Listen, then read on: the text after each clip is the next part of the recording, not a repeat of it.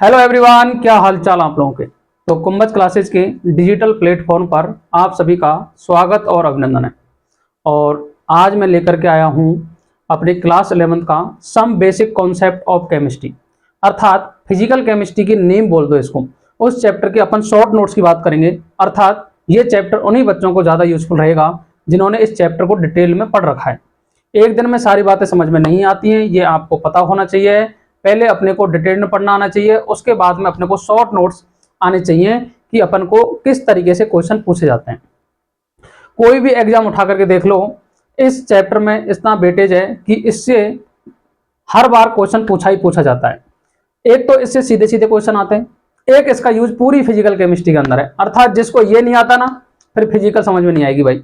और फिजिकल को समझना है तो पहले इसको समझना पड़ेगा, क्योंकि ये है नींव, और नींव में यदि आप कमजोरी कर दोगे तो फिर भाई मकान तो कमजोर बनने वाला ही है।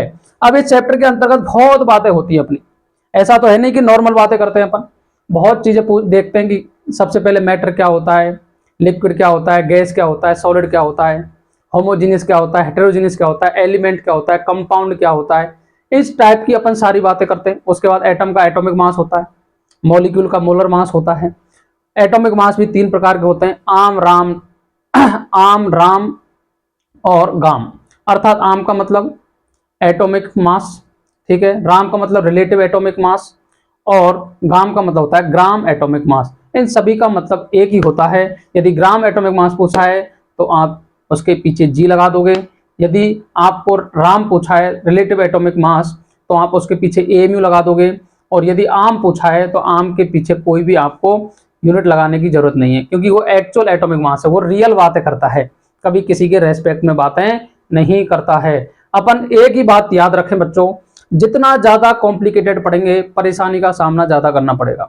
अपन को सीधे सीधे जैसा नाम है वैसे ही काम है इनके, कुछ अलग से नहीं पढ़ना है। राम, राम का मतलब रिलेटिव एटॉमिक मास, एएमयू में मान निकाल दो। जैसा ऑक्सीजन है, ऑक्सीजन का रिलेटिव एटॉमिक मास पूछे आपसे तो 16 एएमयू, यदि आपसे राम पूछे तो 16 ग्राम। बस यही काम करना है, पीछे नाम के पीछे जैसा नाम जैसा ही काम है उनका। इसलिए फिजिकल केमिस्ट्री के अंतर्गत बहुत चीजें क्लियर है, उसमें डर कम की बात है, ठीक है। यहाँ सारी चीजें क्लियर है, किसके पीछे क्या करना है क्या नहीं करना, ये पूरी फिजिक्स मान लो आप। और फिजिक्स में भी आपको फिजिक्स तो हार्ड लगती है, फिजिक्स वाले टीचर तो आपको ये भी कह देंगे कि ये कॉन्सेप्ट यहाँ से काम नहीं हुआ, ये यहाँ से नहीं हुआ। फिजिकल केमिस्ट्री का एक अच्छा ही फंडा है कि सारे क्वेश्चन सीधे सीधे एनसीईआरटी से आते हैं। उसका रीजन क्या है, और हमारे केमिस्ट्री के अंतर्गत क्वेश्चंस का लहजा नहीं बदलता। यदि आपसे पिछली बार एवरेज एटॉमिक मास पूछा है और यदि इस बार भी एवरेज एटॉमिक मास पूछेगा तो बस डाटा चेंज कर देगा, उसी प्रकार के क्वेश्चन पूछ लेगा। यदि एम्पेरिकल फॉर्मूले की बात करें, एम्पेरिकल फॉर्मूला क्या होता है, छोटी बातें कर लेता हूं क्योंकि बातें करने से आपको समझ में सारी चीज आ जाएंगी। एम्पेरिकल फॉर्मूला क्या होता है, अब आपने देखा होगा घर में छोटे बच्चों के नाम कॉपी में अलग नाम दे रखे हैं और घर में कुछ भी बोल रहे हैं उसको। तो जो आपको, जैसे अभी बात करूं, मॉलिक्यूलर फॉर्मूला प्रत्येक कंपाउंड का इंडिविजुअल होता है। जैसे ग्लूकोज है तो उसका इंडिविजुअल फॉर्मूला C6H12O6, अर्थात जिसका फॉर्मूला ये होगा उसे ग्लूकोज बोलेंगे। लेकिन CH2O सिंपल रेशियो आ गया, इसे अपन एम्पेरिकल फॉर्मूला बोलते हैं। अब एम्पेरिकल फॉर्मूला तो एक से ज्यादा हो सकते हैं, आगे बात समझ में। जैसे अब मेरा नाम मोहित कुंभज है, तो मोहित कुंभज नाम से यदि मैं हूं तो मेरा ही नाम है, और यदि एम के शॉर्ट नाम क्या होगा, एम के, ये हो गया एम्पेरिकल फॉर्मूला। अब एम के नाम के तो काफी मिल जाएंगे ना आपको, ठीक है। इस तरीके से एम्पेरिकल फॉर्मूला होता है। इन सभी की बातें आज मैं शॉर्ट नोट्स के अंदर लेके आया हूं। ये बातें आपको प्रॉपर तरीके से समझ में आ जाएंगी, किस तरीके से अपने को क्या क्या चीजें पढ़नी चाहिए और कैसे क्वेश्चन पूछे जाते हैं। 101% 8 मार्क्स का चैप्टर है। नीट 2026 नीट 2026 में क्वेश्चन आएंगे, 27 में आएंगे। यहां से ऐसा एक भी साल नहीं है जहां से क्वेश्चन पूछे नहीं जाते। एक तो एम्पेरिकल फॉर्मूला, एक स्टोइकियोमेट्री, और नंबर ऑफ एटम्स या नंबर ऑफ मॉलिक्यूल से क्वेश्चन हर बार पूछा जाता है। तीनों चीजों से आता है, तो इसलिए आपको ज्यादा टेंशन लेने की जरूरत नहीं है। अब बात करते हैं अपन किस किस तरीके से अपने को पढ़ना है। चलो जी, चैप्टर का नाम मैंने आपको बता ही दिया है, शॉर्ट नाम इसका होता है मोल कॉन्सेप्ट। किस नाम से जानते हैं सर, मोल कॉन्सेप्ट के नाम से जानते हैं। और मोल कॉन्सेप्ट का मतलब हो गया पूरा ही चैप्टर आपको पढ़ना है, ठीक है। सबसे पहले बात करेंगे रिलेटिव एटॉमिक मास। रिलेटिव एटॉमिक मास मतलब किसी के रेफरेंस में अपन यदि एटॉमिक मास की बात करेंगे तो उसे बोलेंगे रिलेटिव एटॉमिक मास। जैसे अब ज्यादातर काम में कौन ले रहे हैं, कार्बन ले रहे हैं। अभी कार्बन और ऑक्सीजन के रेफरेंस में अपन एटॉमिक मास निकालते हैं। लेकिन यदि आपसे पूछ ले बच्चों कि अब किसका यूज कर रहे हैं, तो कार्बन 12 का यूज करते हैं अपन। किसका यूज करते हैं जी? कार्बन 12 का यूज करते हैं। चलो जी, राम क्या होता है? Relative atomic mass, mass of one atom upon 1 MU. 1 MU कितना होता है sir? 1.67 into 10⁻24 gram. Sir NA क्या होता है? NA Avogadro number 6.022 into 10⁻23। काफी बार आपको सीधा ही एनए से भी रिप्रेजेंट कर देता है इसके। एनए का मतलब ना नहीं है भैया, एन का मतलब नंबर ऑफ पार्टिकल्स है, ए का मतलब एवोगाड्रो है। आगे बात समझ में? ठीक है जी। एवरेज एटॉमिक मास क्या होता है? एवरेज मतलब, एवरेज का मतलब जानते हो आप? औसत की बात कर रहा है जी। एवरेज का मतलब कैसे करेंगे आप? तो यदि आपको एवरेज निकालना है, अब देखो आम एएएम ये एक्चुअल एटॉमिक मास भी होता है और ये एवरेज एटॉमिक मास भी होता है। तो राम इंटू 1 एमयू, अर्थात ये एक्चुअल एटॉमिक मास की बात कर रहा है। किसकी बात कर रहा है सर? एक्चुअल एटॉमिक मास की बात कर रहा है। तो राम इंटू एएमयू, तो राम में एएमयू का मल्टीप्लाई कर देते हैं तो उसे क्या कहेंगे भैया? आम बोलेंगे। एक्चुअल एटॉमिक मास कैसे बोलेंगे सर? थोड़ा बता दो हमें, आपको आना भी चाहिए बच्चों। कैसे बताओ? जैसे मैंने बोला कार्बन, तो कार्बन का होता है 12, तो 12 इंटू 1.67 इंटू 10⁻24। अब ग्राम राम कुछ नहीं लगाना भैया, ग्राम राम कुछ नहीं लगाओगे, सीधा ही मान लिख दोगे, वो हो गया एक्चुअल एटॉमिक मास। आगे बात समझ में? ग्राम एटॉमिक मास क्या होता है? अब बात करेंगे ग्राम एटॉमिक मास की। तो ग्राम एटॉमिक मास क्या होता है? अब देखो ग्राम एटॉमिक मास में क्या होगा? राम इंटू 1 ग्राम, अर्थात आम इंटू एन कर दो आप। आम इंटू एन क्या होता है? एक्चुअल में 1 upon N A, 1 upon N A 1 AMU के बराबर ही होता है। भाग दे करके देख लो, कोई परेशानी नहीं है भाई। आम इंटू एन कर दोगे तो आपको क्या मिल जाएगा? गाम। अब सीधी बात समझो आप, इन फपून में पढ़ना ही अपने को। अपने को यदि पूछे आम, क्या पूछे सर? आम पूछे, आम का मतलब एक्चुअल एटॉमिक मास पूछे, तो याद रख लेना उसके पीछे 1.67 इंटू 10⁻24 का मल्टीप्लाई करना है, कोई भी नोटेशन नहीं करनी। यदि ग्राम पूछे तो ऑक्सीजन के लिए लगा दो 16 ग्राम। यदि आपसे राम पूछे तो 16 एएमयू। बस इनका ही याद रख लेना, बाकी कहीं भी नहीं फंसना है आपको। कौन क्या कैसे कैसे होता है, कहीं भी कोई भी कन्वर्जन आपसे नहीं पूछेगा, सीधा सीधा ये याद रखेंगे। लेकिन अगर समझना है तो ग्राम क्या होता है? राम इंटू 1 ग्राम का मास, और 1 ग्राम मतलब आम इंटू एन, अर्थात राम निकालना है तो आम, आम का मतलब बोलो भाई। जैसे मेरे को इसका ग्राम निकालना है ऑक्सीजन का, तो 16 इंटू 1.67 इंटू 10⁻24 इंटू 6.023 इंटू 10⁻23। इन दोनों को करोगे ना तो ये दोनों एक दूसरे से कैंसिल आउट हो जाएंगे। एक्चुअल में 1 upon N A, 1 upon N A equal to होता है 1.67 इंटू 10⁻24 ग्राम के। बोलो भाई, करके देख लेना, अगर विश्वास है तो करना मत। ठीक है जी। चलो, अगर आपको एवरेज एटॉमिक मास निकालना है तो कैसे निकालोगे? तो एवरेज एटॉमिक मास का कैसे निकालोगे? समीशन ले लेना भैया, फ्रैक्शन अबंडेंस एटॉमिक मास। जैसे आपको बोल दिया कि भैया बोरॉन 10 नेचर में मिल रहा है 81.5, बोरॉन 11 मिल रहा है, अब बचा कुछ बच जाएगा तो ये मिल गया 19 या 18.5। इस तरीके से कुछ भी मान लो, कुछ भी मान लो। जैसे क्लोरीन 35 मिलता है 75, और क्लोरीन 37 मिलता है 25। अब बताओ भाई, ये तो हो गए इनके परसेंट अबंडेंस, हो गए 70 और 25 तो, और इनके हो गए एटॉमिक मास। तो कुछ नहीं करना है, fraction abundance into atomic mass का मल्टीप्लाई कर देना, उससे आपको क्या मिल जाएगा? आम मिल जाएगा। लेकिन कैसे करोगे भैया? ऐसा नहीं है ऐसे कर दोगे, अपॉन में 100 का भाग भी देना पड़ेगा, क्योंकि परसेंट की बात कर रहा है वो। किसकी बात कर रहा है? परसेंट की बात कर रहा है। तो आम into summation of percent abundance into atomic mass upon 100 कर दोगे तो आपको सारा डाटा मिल जाएगा। अब बात करेंगे अपन कि एग्जाम्पल कैसे करें सर, क्योंकि एग्जाम्पल तो आएगा पेपर में, आपको फॉर्मूला तो नहीं आएगा, लेकिन एग्जाम्पल की बात करेंगे। एग्जाम्पल कैसे पूछेगा? देखो भाई, एग्जाम्पल कैसे पूछेगा? जैसे आपको percent abundance of isotopes and finding the average atomic mass. Percent abundance देखो आपको X30 दे रखा है, X31 दे रखा है, X32, ये आइसोटॉप है किसी एलिमेंट के। क्या कहा सर? मास नंबर एक का 30 है, एक का 31 है, एक का 32 है। ठीक है जी। परसेंट अबंडेंस नेचर में X30 मिल रहा है 20%, X31 मिल रहा है 50%, X32 मिल रहा है 30%। तो याद रखना बच्चों, जिसकी परसेंट जितनी ज्यादा होगी नेचर में उतना ही मिलेगा। अर्थात क्लोरीन 35 कितना मिलता है 75% मिलता है। तो क्लोरीन 35 नेचर में सबसे ज्यादा मिल रहा है, तो उसका जब एवरेज एटॉमिक मास निकालते हैं 35.5 आता है। आगे बात समझ में, बोलो कर लोगे ऐसे क्वेश्चन। चलो जी, कुछ नहीं करना है, रिलेटिव एटॉमिक मास 30 दे रखा है, इसका 31.5 दे रखा है, इसका 32 दे रखा है। अब आप करोगे कैसे भैया, कुछ नहीं करना है, मास नंबर का मल्टीप्लाई कर देना है परसेंट अबंडेंस से और भाग दे देना है 100 का।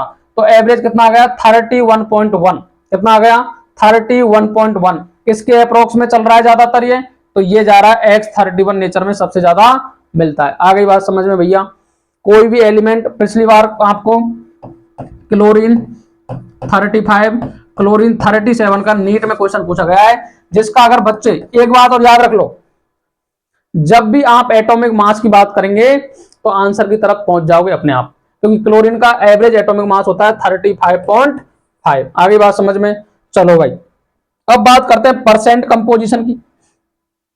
परसेंट कंपोजिशन क्या होता है, परसेंट कंपोजिशन का मतलब होता है कि जैसे आपने कोई मॉलिक्यूल ले लिया Na2SO4, तो आपको पूछ लिया Na का कितना परसेंट है, आपके घर में 10 आदमी रह रहे हैं और आपको पूछ लिया आपका कितना परसेंट इसमें योगदान है घर में रहने का, तो भाई आपका नंबर टोटल मास इनटू कर दो 100, आपको मिल जाएगा परसेंट कंपोजिशन। कोई बात नहीं है सर। चलो क्या होता है परसेंट कंपोजिशन समझ लें। तो देखो परसेंट कंपोजिशन क्या होता है, तो देखो mass of the substance upon total mass of compound into 100। इसमें एक बात और ऐड कर दूंगा मैं, इनटू नंबर भी ऐड करना है आपको। जैसे आपको दे दिया Na2SO4, क्या दे दिया Na2SO4, Na2SO4। चलो भैया Na की परसेंट अबंडेंस बताओ, तो देखो number of atom into mass of atom upon total mass कर दो या मॉलिक्यूलर वेट कर दो, molecular weight of compound into कर देना 100, तो Na का आपको क्या मिल जाएगा परसेंट मिल जाएगा। आगे बात समझ में या नहीं आई, बोलो। इसी तरीके से जैसे आपको दे दिया एग्जांपल के लिए H और O, मास दे दिया 2 और 16, तो H2O बनेगा। इससे आपको पूछ लिया H का परसेंट बताओ भाई, तो H कितना है 2 इंटू 1 का मास कितना होता है 1 अपॉन टोटल कितना होता है 18, इंटू कर दो 100। अगर ऑक्सीजन पूछे तो ऑक्सीजन का कैसे निकालोगे भाई, ऑक्सीजन कितना 1 का कितना होता है 16 बटे 18 इंटू 100 कर दो, परसेंट निकल जाएगी। आगे बात समझ में, तो क्या समझे परसेंट सब्सटेंस बोल रहे हैं, परसेंट कंपोजिशन अच्छा वर्ड है इसके लिए। क्या वर्ड है, परसेंट कंपोजिशन अच्छा वर्ड है। तो नंबर ऑफ एटम का भी मल्टीप्लाई कर दोगे इधर से तो आपको परसेंट निकल जाएगा।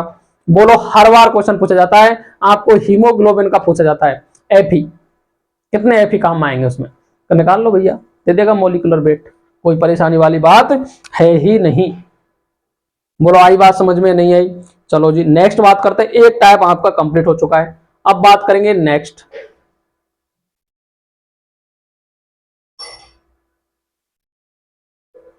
चलो एग्जांपल के लिए मैंने आपको बता ही दिया, अभी इस तरीके से निकाल लोगे। चलो अब बात करेंगे मॉलिक्यूलर फॉर्मूला क्या होता है। तो आप सभी जानते हो एक किसी मॉलिक्यूल का फॉर्मूला क्या कहेगा, मॉलिक्यूलर फॉर्मूला। मॉलिक्यूलर मास क्या होता है, मॉलिक्यूल में प्रेजेंट एटम का मास ही क्या कहलाता है, मॉलिक्यूलर मास कहलाता है। पर उस पर नहीं जाना अपने को कितना क्या होता है यार, अपन रेस्पेक्ट में देखते हैं, लेकिन अपन को याद रखना है कि मॉलिक्यूल में प्रेजेंट जितने भी एटम है उनका मास ऐड कर देंगे अपन तो क्या कहलाएगा मॉलिक्यूलर मास। यदि एटम का मास याद करेंगे तो एटॉमिक मास। अंतर समझना ही है अपने को, अंतर में कोई टेंशन नहीं लेनी है। आगे बात समझ में, चलो जी अब आपको समझना है मॉलिक्यूलर फॉर्मूला क्या होता है। जो नंबर ऑफ एग्जैक्ट एटम को बता दे कितने एटम प्रेजेंट है उसे कहते हैं मॉलिक्यूलर फॉर्मूला। और the simplest ratio of the atoms present in the molecule, अगर सिंपलेस्ट रेशियो को बताए, जैसे मैंने सिंपलेस्ट रेशियो क्या होता है, अरे जानते हो यार, तो तुम सभी जानते हो सब चीजें। जैसे मैंने कहा C6H12O6 ये ग्लूकोज है, यदि सिंपलेस्ट रेशियो निकालना है तो CH2 आएगा कि नहीं आएगा, 6 को क्या कर ले लो कॉमन ले लो। बोलो अब ये तो हो गया एम्पेरिकल फॉर्मूला, और जो C6H12O6 है ये हो गया मॉलिक्यूलर फॉर्मूला। बोलो भाई मॉलिक्यूलर फॉर्मूला का क्या निकल के आता है, बोलो सिंपलेस्ट रेशियो निकल के आता है। लेकिन आप कहोगे सर, चलो मैं थोड़ा सही लिख के देता हूं इसको, कि आप देख रहे हो C6H12O6 और एक दे दिया मैंने आपको CH3। चलो इधर बताता हूं भाई, चलो समझो। मैंने आपको कहा C6 C6H बार है O6, एक लिया मैंने CH3 COOH और एक लिया HCHO। ठीक है, नाम सभी जानते हो, नाम में कोई परेशानी है नहीं, जैसा नाम वैसा ही काम। जानते हो ग्लूकोज बोलते हैं इसको, क्या बोलते हैं सर? ग्लूकोज बोलते हैं। इसको एसिटिक एसिड बोलते हैं, एसिटिक एसिड। इसको क्या बोलते हैं? इसको फॉर्मएल्डिहाइड बोलते हैं, फॉर्मएल्डिहाइड, फॉर्मएल्डिहाइड। बोलो मीथेनॉल भी कहते हैं इसे, क्या कहते हैं जी? मीथेनॉल। कोई परेशानी नहीं है, नाम से कोई नहीं पूछ रहा कैसा है। बताओ भाई, सिंपलेस्टेशन लिखूंगा तो बताओ CH2 आएगा क्या? क्या इसका भी कार्बन 2 है, हाइड्रोजन 4 है, ऑक्सीजन 2 है, क्या मैं इसको C2H4O2 लिख सकता हूं क्या? इसका भी सिंपलेस्ट 2 का भाग दोगे तो CH2 हो जाएगा। और बोलो इसका तो जो मॉलिक्यूलर फॉर्मूला है वही देखोगे तो क्या CH2 आएगा कि नहीं आएगा? बोलो भाई, बोलो भाई बोलो। ये है इसका मॉलिक्यूलर फॉर्मूला MF, और ये है इसका एम्पेरिकल फॉर्मूला, क्या है भैया? EM। एम्पेरिकल फॉर्मूला EF बोलते हैं इसको, क्या बोलेंगे जी? EF। आगे बात समझ में। अब आपको काफी बार N पूछता है, N नंबर ऑफ एटम्स, तो याद रखना MFM अपॉन EFM। MFM क्या होता है? Molecular formula mass upon empirical formula mass. N कैसे निकालोगे? N निकालने का भी फॉर्मूला है। ठीक है, अगर आपको MFM निकालना है, क्या निकालना है? MFM, मॉलिक्यूलर फॉर्मूला मास निकालना है तो N into EFM। Empirical formula mass कर दोगे तो क्या निकल जाएगा कि नहीं निकलेगा? बोलो भाई। यदि आपको एम्पेरिकल फॉर्मूला दे रखा हो और N निकालना है तो एम्पेरिकल फॉर्मूला को इधर ले आओ और N का भाग दे दो तो एम्पेरिकल फॉर्मूला भी निकाल सकते हो। आगे बात समझ में। ट्रिक बता दूं, एक ट्रिक भी समझ लो। कभी भी आपको देगा कंपाउंड तो आपको परसेंट देगा, क्या देगा? परसेंट अपॉन एटॉमिक मास, या बोलो एटॉमिक मास, एटॉमिक मास। तो यहां से निकाल लोगे N। अब N को ही बच्चे सिंपलेस्ट रेशियो समझते हैं, लेकिन एक्चुअल में होता नहीं है। ठीक है, N निकाल लिया, उसके बाद में आपको निकालना है simplest ratio. Simplest ratio, simplest ratio का मतलब जानते हो आप? जो सबसे मिनिमम नंबर है, क्या करोगे? डिवाइड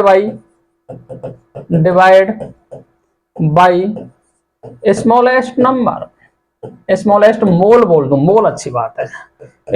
स्मॉलेस्ट मोल से डिवाइड करोगे तब जो नंबर आएगा उसे बोलेंगे सिंपलेस्ट रेशियो। क्या बोलेंगे सर? सिंपलेस्ट रेशियो कह देंगे। आगे बात समझ में। छोटी छोटी बातें हैं, काम की बातें हैं, आनी चाहिए। मैं कहता हूं नीट 2026 में एम्पेरिकल फॉर्मूले से आपको क्वेश्चन देखने को मिल सकता है। आगे बात समझ में। बोलो भाई बोलो। चलो अपन तो चलते हैं अपने काम की बात। चलो जी, एम्पेरिकल फॉर्मूला मैंने आपको बता दिया, molecular formula upon empirical formula ऐसे निकाल दोगे। ठीक है, वेपर डेंसिटी, वेपर डेंसिटी बहुत अच्छी बात है, हर बार काफी बार तो पढ़ाई नहीं जाती। चलो भाई, वेपर डेंसिटी से भी अच्छे क्वेश्चन पूछे जाते हैं। वेपर डेंसिटी होती क्या है सर? Molar mass upon 2। अब मोलर मास अपॉन 2 क्या होता है? कभी भी किसी की डेंसिटी निकालते हैं ना, डेंसिटी क्या होती है? Mass by volume. लेकिन वेपर डेंसिटी क्या होती है? हाइड्रोजन के रेस्पेक्ट में निकाली जाती है। फॉर्मूला सेम है, मॉलिक्यूलर वेट ही आता है, तो आपको क्या करना है भैया? हाइड्रोजन के रेस्पेक्ट में निकाल रहे हैं, इसलिए हाइड्रोजन के मॉलिक्यूलर मास आपको पता है, 1 H का 1, 2 का 2। तो बताओ वेपर डेंसिटी का सीधा ही फॉर्मूला क्या हो गया? Molecular mass upon 2। अब बताओ, काफी बार आपको मोलर मास पूछता है, काफी बार वेपर डेंसिटी पूछता है। नीट में तो इतना ही काम है, इसका ज्यादा काम है नहीं। चलो जी, अब बात करते हैं मोल कॉन्सेप्ट की। मोल कॉन्सेप्ट, मोल कॉन्सेप्ट नाम छोटा है, काम बड़े है, हिला देता है अंदर से, अंदर से हिला देता है। जब क्वेश्चन आता है ना मोल कॉन्सेप्ट के, अपन को पता ही नहीं पड़ता कितना क्या चल रहा है। रेडॉक्स रिएक्शन में परेशानी करता है, ऑर्गेनिक केमिस्ट्री की रिएक्शंस दे देता है, लास्ट में स्टोइकियोमेट्री पूछ लेता है। जे एडवांस के क्वेश्चन भी हैं इसमें, बहुत शानदार मोल कॉन्सेप्ट। नाम छोटा है मोल कॉन्सेप्ट, काम बहुत बड़े हैं इसके, हिला देता है, अच्छे अच्छे टीचर को हिला देता है ये मोल कॉन्सेप्ट, लेकिन आपके लेवल पर इतनी बड़ी बात नहीं करते हैं। आगे बात समझ में। चलो जी, अब आपको बात करेंगे अपन मोल कॉन्सेप्ट की। मोल कॉन्सेप्ट से कोई लेना देना नहीं है, आपको तो समझना है 1 मोल का मतलब कितना है? 6.023 इंटू 10⁻23, इतना समझ लेना है। और 1 मोल को ही इतने पार्टिकल्स होंगे इसमें, इतने क्या होंगे? पार्टिकल्स। क्या होंगे सर? पार्टिकल्स प्रेजेंट होंगे। अब पार्टिकल्स में कौन कौन हो सकते हैं सर? एटम हो सकता है सर, मॉलिक्यूल हो सकता है सर, आयंस हो सकते हैं, इलेक्ट्रॉन हो सकते हैं, प्रोटॉन हो सकते हैं, न्यूट्रॉन हो सकते हैं। Na का मतलब क्या हो गया, एक नंबर हो गया, नंबर। आगे बात समझ में, 6.023 इंटू 10⁻23 पार्टिकल्स। अब इलेक्ट्रॉन, प्रोटॉन, एटम, मॉलिक्यूल्स कुछ भी हो सकता है उसमें, ठीक है, जो पूछेगा उसका ही मल्टीप्लाई करना है। आगे बात समझ में। चलो अब बात करें अपन एन। आपको नंबर ऑफ पार्टिकल्स दे रखे, जैसे आपको आपको ज्यादातर वेट देता है, वेट देता है भैया। वेट का मतलब ग्राम में वेट देगा, गिवन मास अपॉन मोलर मास, तो एम अपॉन एम डब्ल्यू, ये फॉर्मूला यूज कर लो, ये डब्ल्यू अपॉन एम डब्ल्यू, ठीक है। यदि पार्टिकल्स दे रखे तो number of particles upon N A, अर्थात जैसे आपको कोई पार्टिकल दे दे 3.011 इंटू 10⁻21 पार्टिकल्स प्रेजेंट है, तो सीधा याद रखना है 6.023 इंटू 10⁻23 का भाग देना है। आगे बात समझ, एन ए का नंबर जानते हो आप, ठीक है जी। फ्रॉम गैस वॉल्यूम, अगर आपको वॉल्यूम दे दे तो आपको याद रखना है भैया STP, standard temperature and pressure. 0 degree centigrade का मतलब जानते हो 273.15 केल्विन। 1 atm प्रेशर होगा, उसे बोलेंगे स्टैंडर्ड टेम्परेचर एंड प्रेशर। यदि आपको दे तो वॉल्यूम ऑफ गैस अपॉन 22.4 का क्या लगा दोगे, भाग लगा दोगे। यदि एनटीपी की बात करता है, किसकी बात करता है, एनटीपी, यहां गलत कर रखा है ये, NTP natural temperature and pressure. 1 बार की बात करेगा तो अपन उसे बोलेंगे एनटीपी, तो वहां आता है 22.4। छोटा मोटा डिफरेंस दिखता है, लेकिन ऑप्शन में अगर 22.4 भी रखोगे ना, आसानी पूर्वक आपका क्वेश्चन हो जाएगा, इतना टेंशन नहीं लेना है, ठीक है जी। इसके बाद बताओ, यदि आपको र्यूमर टेम्परेचर दे दे आरटीपी तो 24.5 लोगे। यदि आपको एनटीपी दे दे, एनटीपी दे दे तो एनटीपी पर 24 लोगे, ये थोड़े अंतर लगे, एनटीपी पर 22.7 ही लेते हैं, लेकिन अपन को ज्यादातर यूज होता है वो एसटीपी होता है 22.4। टेंशन नहीं लेना है, छोटा मोटा डिफरेंस आएगा आंसर में, लेकिन आंसर अपने को दूर दूर मिलेंगे, ठीक है, पास नहीं मिलेंगे, तो टेंशन नहीं लेना है। क्या समझे सर बात। यदि आपको मोल निकालने, क्या निकालने सर, मोल निकालने हैं, तो मोल का मतलब आप जानते हो सर, मोल का मतलब होता है 1 मोल इक्वल टू 6.023 इंटू 10⁻23। और ये होते हैं सर पार्टिकल्स। क्या होते हैं, पार्टिकल्स होते हैं। सर पार्टिकल कौन कौन होते हैं, पार्टिकल बच्चों एटम होता है, बच्चों मॉलिक्यूल भी होता है, इसके बाद में आयंस भी होते हैं, आयंस के साथ में सर इलेक्ट्रॉन भी होता है, सर प्रोटॉन भी होता है, सर न्यूट्रॉन भी होता है। ये सारे कुछ भी पूछे आपको याद रखना है। चलो भाई, प्रोटॉन जेड के बराबर ही होता है, इलेक्ट्रॉन यदि एनाइन दे रखा है, एनाइन दे रखा है भैया, तो जेड प्लस कर देना चार्ज। यदि भैया कैटाइन दे रखा है तो जेड माइनस कर देना चार्ज। आगे बात समझे, बाकी सब समझ जाओगे। मॉलिक्यूल हमेशा एक ही होता है, कितना होता है, एक। जितना आपको मॉलिक्यूलर फॉर्मूला दे रखा है वही किसको रिप्रेजेंट करता है, मॉलिक्यूल को। आगे बात समझ में, एटम्स अलग अलग हो सकते हैं, एटम्स के केस में कहानी अलग हो सकती है। मैंने कहा सर Na2SO4, बताओ भैया मॉलिक्यूल तो एक है इसमें, मॉलिक्यूल कितना है सर, मॉलिक्यूल तो 1 है। आयंस दिख रहा है कोई, नहीं दिख रहा, ठीक है। इसके बाद में एटम्स पूछे आपको, तो Na भैया 2 हैं, सल्फर 1 है, ऑक्सीजन 4 है। आगे बात समझ में। नंबर ऑफ एटम्स पूछे, 2 1 3 3 4 7 एटम है इसमें, कितने, 7। अब पूछ ले आपको कि सर इलेक्ट्रॉन कितने, इलेक्ट्रॉन, इलेक्ट्रॉन पूरा चार्ज है के न्यूट्रल है। Na के 23 ऐड करोगे, 20 इंटू 3 2, प्लस सल्फर के 32 ऐड करोगे और 64, अर्थात जितना मॉलिक्यूलर वेट आएगा ना उतने इलेक्ट्रॉन आ जाएंगे।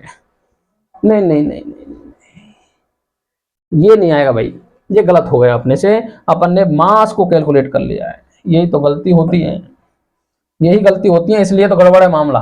चलो सही करेंगे, गलती को सही करना तो आना चाहिए।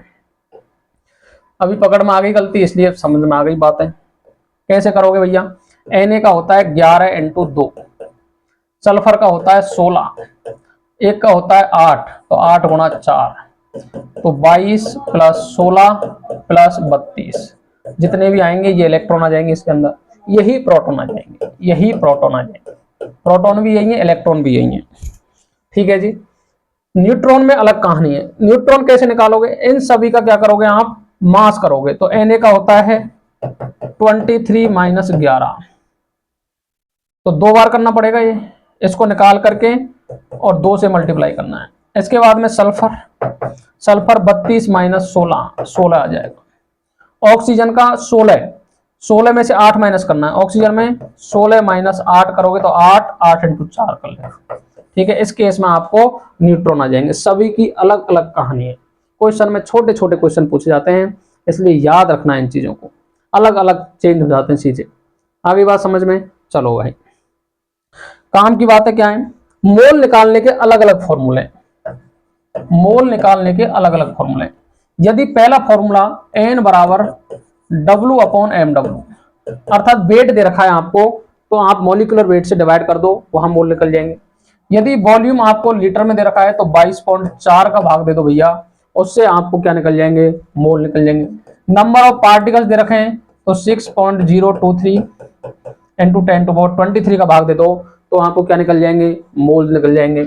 इक्वल टू, यदि आपने एक फॉर्मूला और पढ़ा होगा पीवी इक्वल टू nRT, ये भी मोल ही है, तो पीवी अपॉन आरटी का भाग दे दो तब भी मोल निकल जाएंगे। ठीक है, एक फॉर्मूला और पढ़ा होगा m equal to n upon B, अर्थात m इंटू बी, ये भी कर लोगे तो यहां से भी क्या निकल जाएंगे, मोल निकल जाएंगे। जिस तरीके से फॉर्मूले अलग अलग हैं, आपस में ही क्या है, इक्विलेट हैं।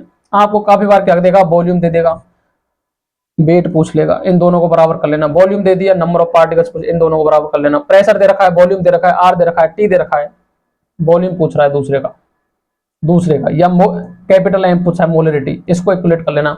जिस तरीके से अलग अलग हैं, आपस में भी क्या है, बराबर है। इसके हर बार क्वेश्चन आते हैं। एक क्वेश्चन और बताता हूं आपको, एक आता है नंबर ऑफ पार्टिकल्स का, number of particles, number of particles, number of particles निकालोगे कैसे, पहले मोल निकालना है आपको। क्या निकालना है, मोल निकालना है। मोल इस फॉर्मूले से निकालोगे, मल्टीप्लाई करना है Na से into number of particles, number of particles. ये हर बार पूछता है क्वेश्चन।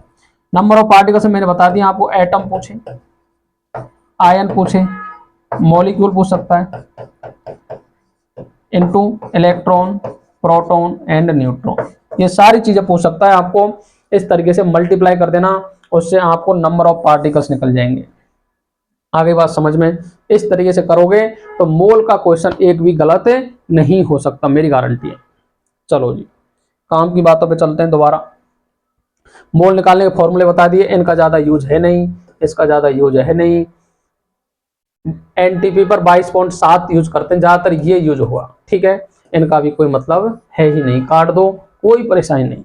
आगे बात समझ में, चलो जी, अब मेरे को डिलीट मारना ही पड़ेगा, ये उसका रीजन है, अभी दिख जाएगा ये। चलो भाई नेक्स्ट बात करेंगे अपन, 2 पेज हो चुके हैं कंप्लीट, 3rd पेज की बात करेंगे इस चैप्टर में। इसके अलावा आपको पढ़ना भी नहीं है कुछ ज्यादा, जो बता दूंगा वहीं से क्वेश्चन आपको आने की संभावना रहेगी। चलो जी,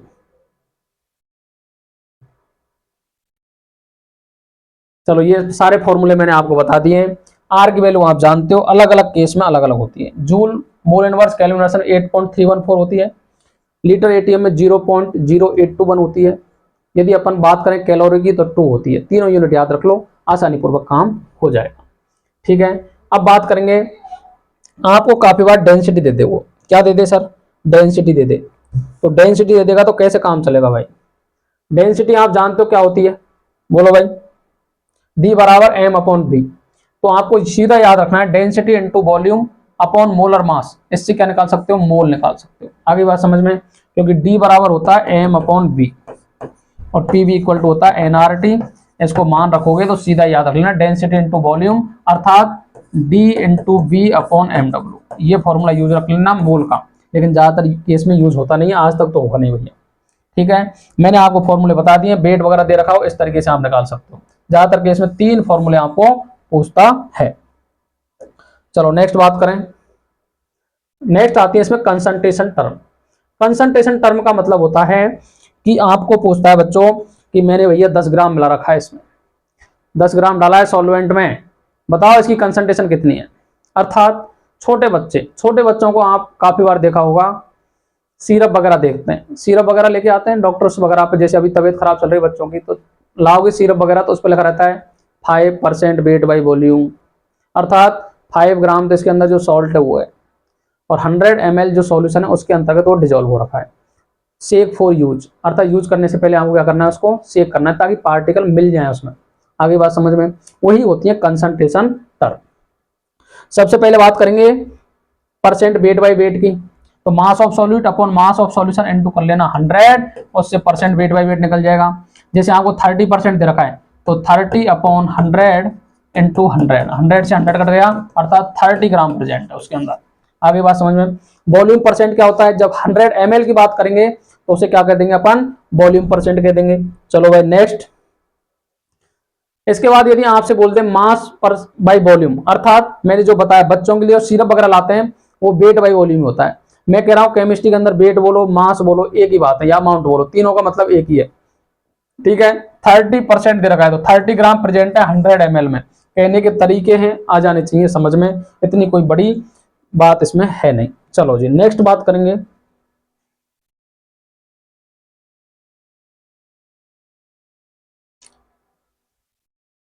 नेक्स्ट अपन बात करेंगे, नेक्स्ट क्या है,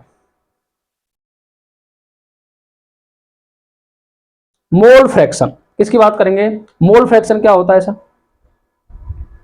मोल का ही रेशो क्या कहलाता है, मोल फ्रैक्शन कहलाता है। इतनी कोई बड़ी बात है नहीं। आपको क्या देगा, वेट दे देगा, काफी बार वेट दे देता है भैया।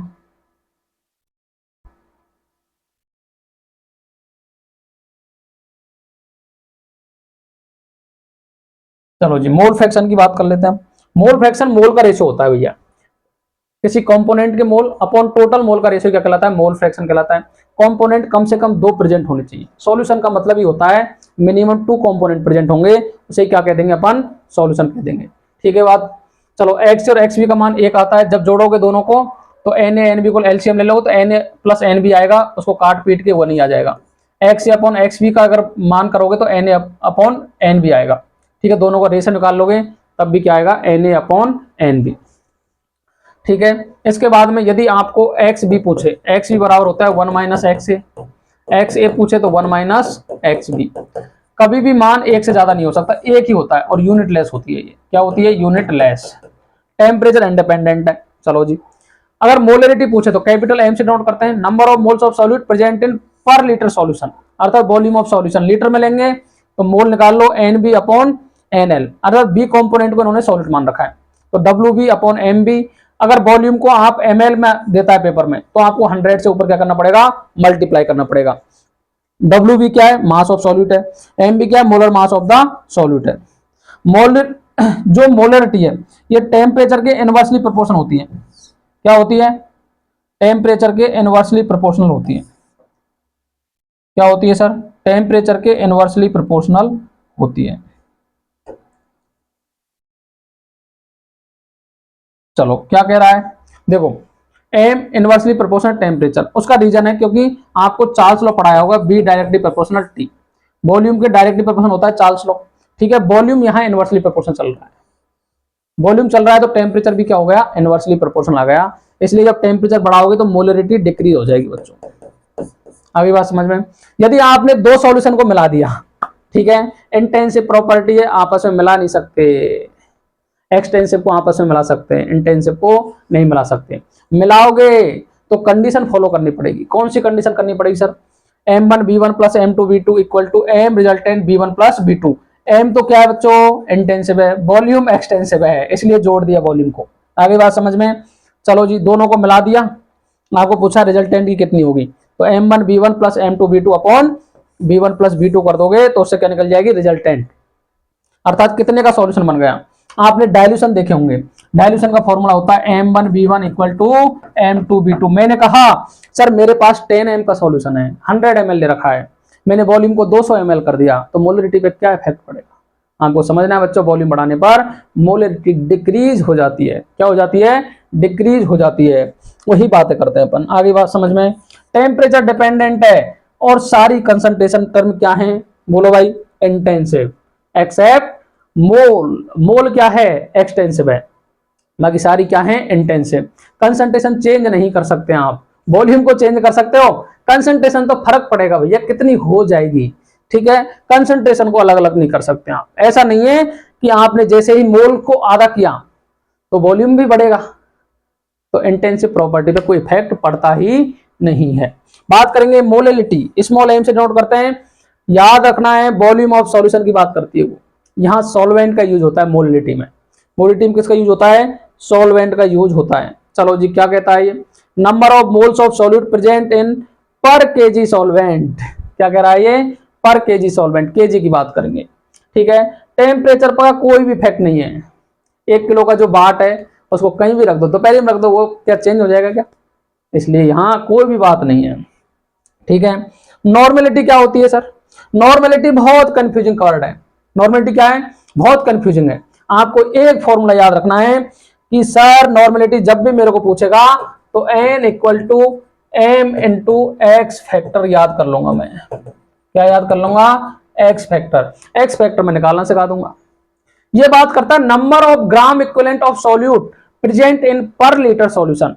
लेकिन बच्चे कंफ्यूज हो जाते हैं कि ग्राम इक्विवेलेंट क्या होता है। तो मॉलिक्यूलर मास अपॉन क्या होता है? ये बोलो, मॉलिक्यूलर मास बोल दो या molecular weight upon x factor होता है।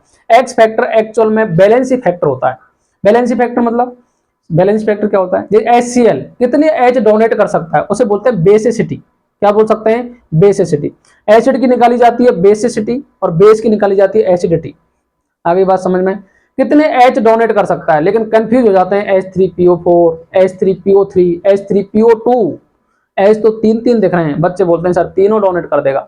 लेकिन बच्चों बात वो नहीं है, बात यह है कि OH ऑक्सीजन के साथ में कितने बॉन्ड बना रखे हैं उसने, वही एच डोनेट हो सकते हैं। नॉर्मल एच कभी भी जा ही नहीं सकते, हाइड्राइड बनेगा। फिर क्या बनेगा?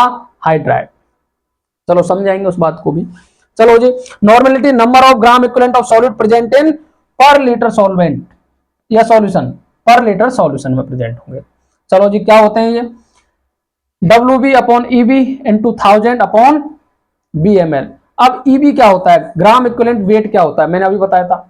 ग्राम इक्विवेलेंट वेट की बात करेंगे तो MW divide by x factor, और जब निकालोगे तो ये एक्चुअल में मोलरिटी इंटू एक्स फैक्टर ही आ जाता है। देखो भैया कैसे आएगा, जब आप यहां रख दोगे molecular weight upon x factor, तो ये जो टर्म बनेगी ना, ये कैपिटल M ही बन जाएगी। तो सीधा याद कर लो ना, क्यों फंसते हो? ये लिखा रखा। चलो जी, ग्राम इक्विवेलेंट क्या होते हैं? मास of solute upon equivalent mass होता है। Mass upon molar mass into n factor होता है। इक्विवेलेंट मास क्या होता है? Molecular weight upon n factor होता है। आगे बात समझ में? बहुत कंफ्यूजिंग वर्ड है, समझ में आने आपको चाहिए। कैसे करोगे भैया? चलो सीधा सीधा कैसे याद करें?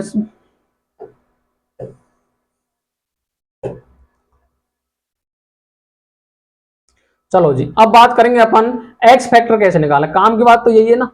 उससे पहले एक टर्म हो रहा है पीपीएम। पीपीएम पढ़ लो, वही है 10⁻6 का मल्टीप्लाई कर देते हैं तो पीपीएम बन जाता है। 10⁻9 का मल्टीप्लाई कर देते हैं तो पीपी बन जाता है। आगे बात समझ में? हार्डनेस कैसे निकालें वाटर की? वाटर जैसे आपने देखा होगा काफी बार कपड़े वगैरह धोते हैं अपन, जैसे जयपुर के अंदर धोगे तो कोई परेशानी नहीं है।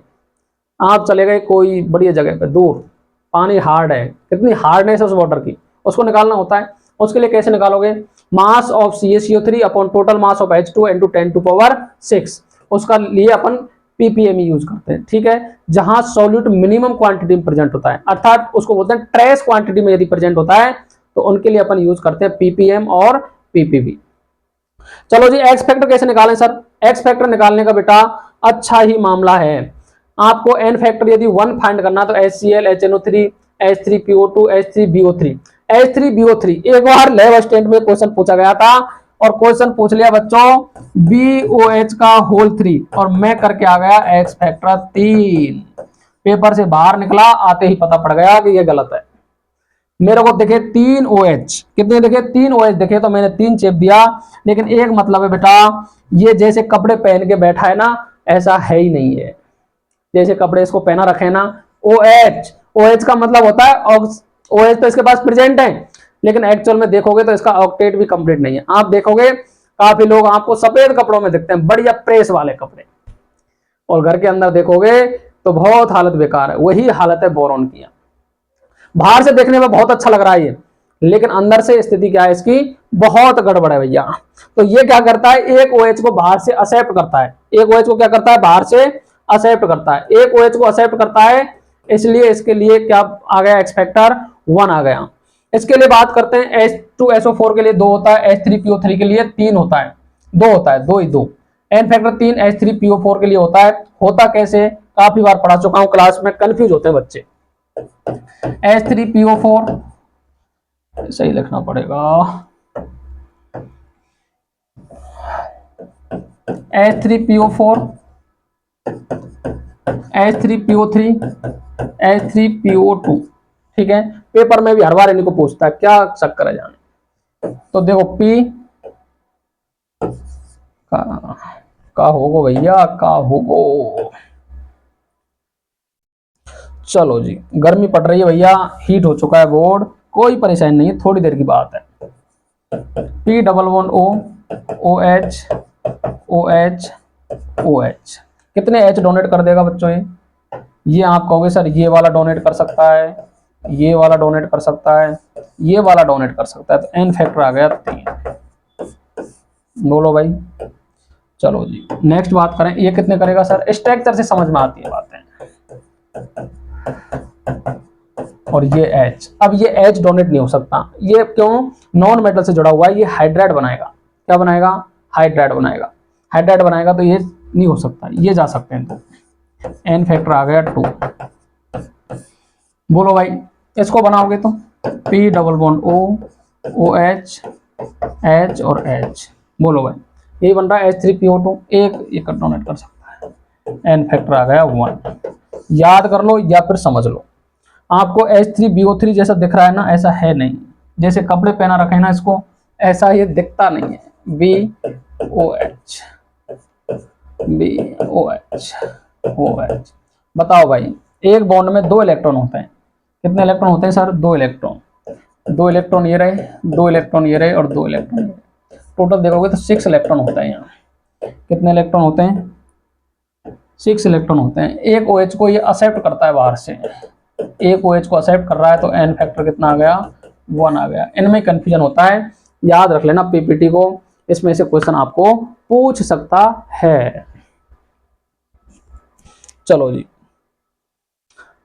बेस में कोई टेंशन नहीं है, बेस में जितने OH दिख जाए ना, वही क्या कहलाएगी, उसकी एसिडिटी। बेस के लिए क्या देखते हैं भैया, बेस के लिए देखते हैं एसिडिटी। क्या देखते हैं, एसिडिटी। NaOH KOH 1 आ गया, BaOH का होल 2 CaOH का 2 आ गया, AlOH का होल 3 3 आ गया। ठीक है, जैसा काम है वैसा ही, कंफ्यूजन यही है, कंफ्यूजन का वर्ड यही है, बस इसको याद रखना है।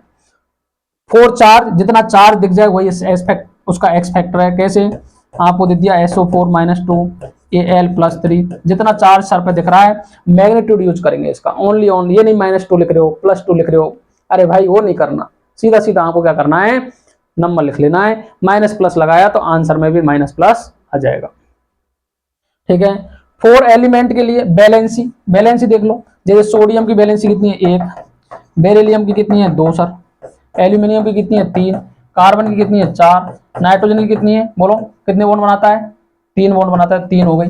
ठीक है, लेकिन बैलेंसी कितनी है 5, कितनी है 5, वो कोवैलेंसी है, combining capacity of atom.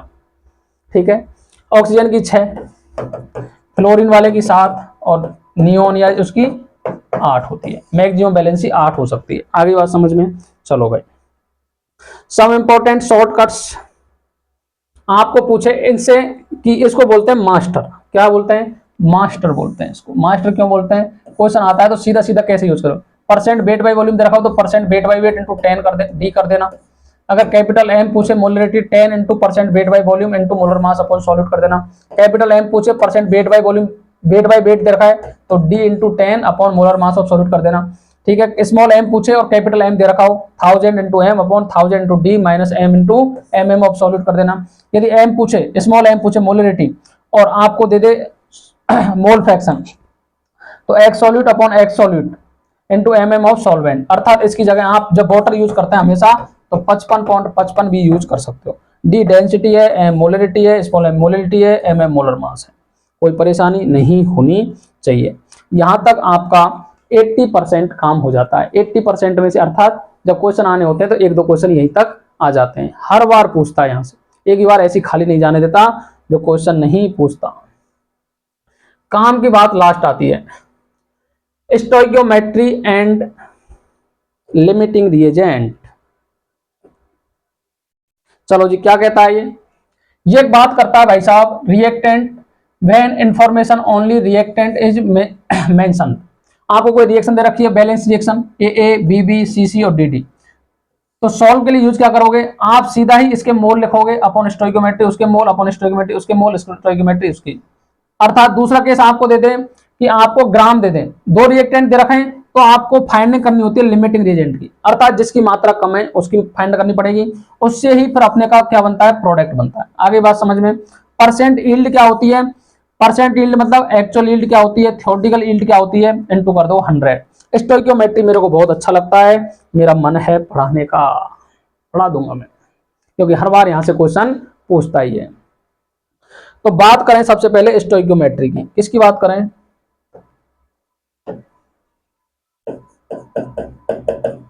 Stoichiometry and limiting reagent, LR बोलते हैं। एलआर का मतलब समझ लो, पहले पहले स्टोइकियोमेट्रिक समझ लो। तो देखो, क्वांटिटेटिव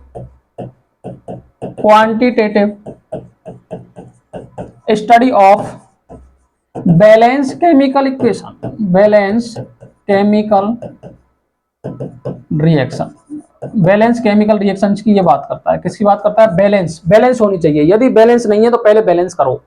आगे बात समझ में, कैसे करोगे, आपको मोल के फॉर्मूले बता रखे मैं, N upon W M W B upon 22.4 equal to N upon N A equal to M into B equal to P B upon R T. जैसा डाटा दे रखा है उससे क्या फाइंड कर लोगे, मोल फाइंड कर लोगे। यहां तक कोई परेशानी आनी ही नहीं चाहिए, यहां तक कोई परेशानी आनी ही नहीं चाहिए। कैसे बात करेंगे भैया, चलो करते हैं, छोटी छोटी बातें हैं, याद रखनी है, ज्यादा टेंशन लेना नहीं है। चलो भैया, मैंने कहा आपको कोई बैलेंस केमिकल इक्वेशन दे रखी, वेट दे रखा है, तो पहले मोल निकालो। क्या निकालोगे, मोल। कोई रिएक्शन मैंने मान ली है, मानने में क्या जाता है, कुछ भी मान लो, विचार है अपने, ठीक है। मैंने कहा A plus B B in convert C C plus D D, ये कोई केमिकल रिएक्शन दे रखी है। मैं कहूं सर ए और बी तो रिएक्टेंट है, ए और बी क्या है, रिएक्टेंट है। सर सी और डी क्या है, प्रोडक्ट है। जब रिएक्टेंट रिएक्शन करेंगे तभी प्रोडक्ट बनता है, रिएक्शन नहीं करेंगे तो प्रोडक्ट बनने की संभावना नहीं है। बैलेंस का मतलब जब ए से रिएक्शन करता है, बी से रिएक्शन करता है, अर्थात एक के एक मोल, दो के दूसरे के 5 मोल जब बराबर में रिएक्शन करते हैं तो चीजें बराबर हो जाती है। मैं 1 रुपए देता हूं, सामने वाला 5 देता है, बराबर मापना है। मैं एक क्लास के 1 घंटे के 15,000 लेता हूं, कोई 10,000 लेता है, क्लासेस सेम है, मेरे 15,000 उसके 10,000 बराबर हैं, बराबर तो नहीं है लेकिन क्लास के रेस्पेक्ट में देखोगे तो बराबर। वो 10,000 में वो काम कर रहा है, मैं 15,000 में करता हूँ, अपन दोनों को जब बराबर कर देंगे तो पता पड़ जाएगा उसका, एक का 1 मोल एक के 3 मोल के बराबर होता है, किसी का 15,000 20 के बराबर हो रहा है, किसी का 20 के 30 के बराबर हो रहा है, सभी को बराबर करना है अपने को। अर्थात मैं बोलूं A B C and D, ये है स्टोइकियोमेट्री, अर्थात नंबर है, ये बैलेंसिंग नंबर है। क्या है, बैलेंसिंग नंबर है। चलो जी, कैसे करना है, आपको रिएक्शन दे दी तो सबसे पहले मोल ऑफ ए निकालोगे, मोल ऑफ ए अपॉन उसकी स्टोइकियोमेट्री ए है, मोल ऑफ बी अपॉन उसकी स्टोइकियोमेट्री बी है, मोल ऑफ सी अपॉन उसकी स्टोइकियोमेट्री सी है, और mole of D upon stoichiometry क्या है, डी है। जो भी नंबर है भाग दे दो, बराबर में आ जाएंगी चीजें। अब देखो, रिएक्टेंट 1 दे रखा है तो भैया 1 ही लिखोगे, रिएक्टेंट 2 दे रखे हैं दोनों को लिखोगे, प्रोडक्ट 1 दे रखा है 1 को लिखोगे, प्रोडक्ट 2 दे रखे हैं दोनों को लिखोगे। इस तरीके से लिखना आना चाहिए, जो नहीं है उसकी जगह छोड़ देनी है, टेंशन नहीं लेना है कुछ भी, ठीक है। जैसे एग्जाम्पल के लिए मैं बात करूं, लिखना सिखा दूं, CaCO3 हीट किया, बन गया CaCO3 CaO solid plus CO2 gas, ठीक है। मैंने कहा सर इसके 5 ग्राम है, इसका 3 ग्राम बना है और मेरे को फाइंड करना है इसका कितना बनेगा। बात ग्राम की कर रहा है बेटो। पहले देखो रिएक्शन बैलेंस है क्या सर, रिएक्शन बैलेंस है। बात कर रहा है ग्राम की, मेरे को चाहिए मोल। ग्राम की बात कर रहा है तो W अपॉन एम डब्ल्यू का यूज करके क्या निकालूंगा, पहले मोल निकालूंगा, ठीक है, उसके बाद रखूंगा इसमें। आगे बात समझ में, सीधा भी रख सकते हो, 5/100 इंटू स्टोइकियोमेट्री 1 है तो 1 इक्वल में कितना है 3। अब देखो जो बन गया है ना उससे कोई लेना देना नहीं है, ठीक है, जो बन गया है उससे कोई लेना देना नहीं है। इससे पूछा है ये कितना बनेगा, तो CO2 का x मान लू अपॉन 44 इंटू 1/1। आगे बात समझ में, एक रिएक्टेंट था एक बन गया, ये पूछा ये कितना बनेगा, 5 ग्राम है 3 ग्राम है, ठीक है। अर्थात देखो 5/100 इक्वल टू ये इतना।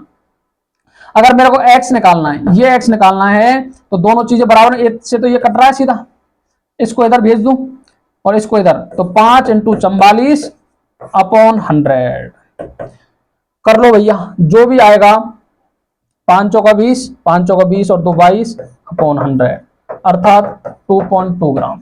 कितना बनेगा ये, 2.2 ग्राम बन जाएगा। यहां से ग्राम ही निकले, ये क्या निकले, ग्राम ही निकले। बात करें मोल कितना निकलेगा, बात कर ले मोल का, तो N बराबर W अपॉन एम डब्ल्यू। बोलो भाई W कितना है 2.2 डिवाइड बाई 44 अर्थात 1/2 ग्राम। ये करोगे तो ये आ गया, तो 1/20 तो 0.5 मोल। आगे बात समझ में, कितना बनेगा 0.5 मोल बन जाएगा। डाटा कुछ गलत भी हो सकता है, अपने स्तर पे भी देख ले भाई, तरीका यही है, ठीक है, तरीका यही है। आप कहोगे सर और करते चलोगे तो और भी मिल जाएगा, N2 प्लस 3H2 gas and convert to NH3। जब एक से जो ज्यादा रिएक्टेंट होंगे, जैसे मैंने लिया इसका 5 मोल, अब मैं मोल की बात कर रहा हूं, पेपर में देगा सब कुछ, इसका लिया मैंने 3 मोल और मेरे से पूछ रहा है कितने मोल बनेंगे इसके, कितने मोल बनेंगे। कुछ नहीं करना है, सीधा सीधा याद रखना है, जो तरीका बता रखा है रामबाण ट्रिक है, उसके अलावा कुछ नहीं जाता है, ठीक है। मोल निकालो, मोल कितने 5/1 इक्वल करो 3/2 इंटू 1/3, ठीक है। अब मैंने मोल की बात की है तो मैं मोलिकुलर वेट नहीं लिख सकता यहाँ, 3/3, ठीक है। x/2 मोल की बात कर रहा है तो मोल मैंने मान रखे हैं, इसके x मान रखे हैं, ठीक है। ये 5 आ रहा है, ये 1 आ रहा है और ये x/2 आ रहा है। आप जानते हो 5 और 1 में कौन बड़ा है, 5 बड़ा है सर। ये हो गया एक्सेस रिएजेंट, क्या हो गया एक्सेस रिएजेंट, अर्थात रिएक्शन पर इसका कोई भी फर्क नहीं पड़ेगा, फर्क पड़ेगा इसका, इसे बोलेंगे LR, अर्थात जो सबसे पहले कंज्यूम हो जाता है उसे बोलते हैं लिमिटिंग रिएजेंट। यही डिसाइड करेगा ये कितना बनेगा, तो x बराबर 2 मोल बनेगा। कितना बनेगा 2 मोल। आगे बात समझ में, क्योंकि 2 का मल्टीप्लाई कर दोगे तो x बराबर 2 मोल।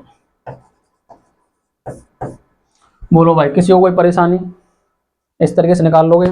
यही है इस चैप्टर की खूबसूरती, छोटा चैप्टर है, अच्छा चैप्टर है और क्वेश्चन हर बार पूछता ही है।